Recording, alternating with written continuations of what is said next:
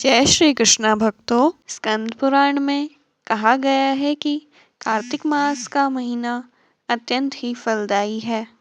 इस माह में भगवान श्री कृष्ण को प्रसन्न करने के लिए जो भी कार्य किया जाता है वह अत्यंत दुर्लभ है। आइए जानते हैं कार्तिक मास के 14वें अध्याय के बारे में। कार्तिक मास का आज लिखूं 14वां अध्याय। श्री हरि कृपा करें, श्रद्धा प्रेम बढ़ाएं। कार्तिक मास के 14वें अध्याय में नारद जी जलंधर को कैलाश पर्वत पर मौजूद खजाने के बारे में बताते हैं और माता पार्वती की सुंदरता का भी वर्णन करते हैं। साथ ही जलंधर से कहते हैं कि महादेव के अतिरिक्त त्रिलोक में कोई भी समृद्धिशाली नहीं है।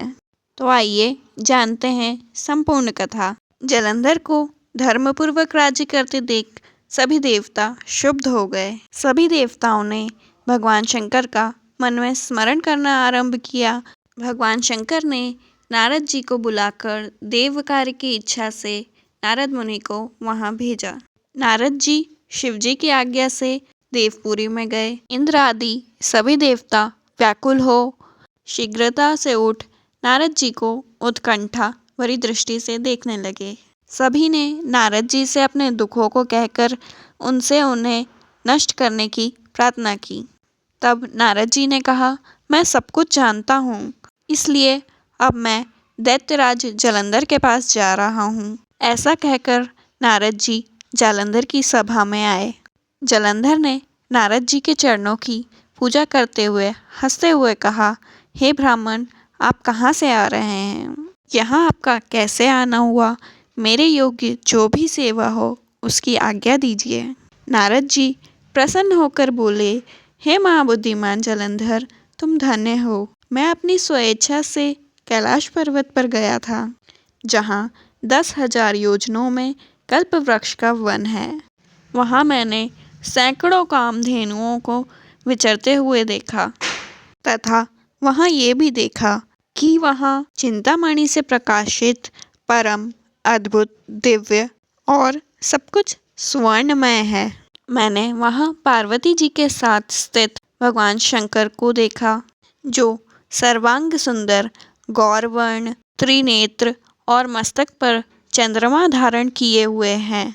उन्हें देखकर मुझे बड़ा आश्चर्य हुआ कि इनके समान समृद्धिशाली त्रिलोकी में कोई है या नहीं। हे दैत्येंद्र, उसी समय मुझे तुम्हारी समृद्धि का स्मरण हुआ आया और उसे देखने की इच्छा से ही मैं यहाँ चला आया हूँ। यह सुन जलंधर को बड़ा हर्ष हुआ। उसने नारद जी को अपनी सब समृद्धि दिखला दी। उसे देख नारद जी ने जलंधर की बड़ी प्रशंसा की और कहा कि तुम निश्चय ही त्रिलोकपति होने के योग्य थे। ब्रह्मा जी का हंस युक्त विमान तुम ले आए हो और पाताल अथवा पृथ्वी पर जितने भी रत्न आदि हैं वो तुम्हारे ही तो हैं। ऐरावत, उच्चैश्वा घोड़ा, कल्पवृक्ष और कुबेर की निधि भी तुम्हारे पास है। मणियों और रत्नों के ढेर भी तुम्हारे पास लगे हुए हैं। से मैं बड़ा प्रसन्न हूँ, किंतु तुम्हारे पास कोई स्त्री रत्न नहीं है। उसके बिना तुम्हारा यह सब फीका है। तुम किसी स्त्री रत्न को ग्रहण करो। नारद जी के ऐसे वचन सुनकर जलंधर काम से व्याकुल हो गया। उसने नारद जी को प्रणाम करके पूछा कि मुझे ऐसी स्त्री कहाँ मिलेगी जो सभी रत्नों में श्रेष्ठ हो। नारद जी ने कहा, ऐसा रत्न तो कैलाश पर्वत पर योगी शंकर के पास ही है।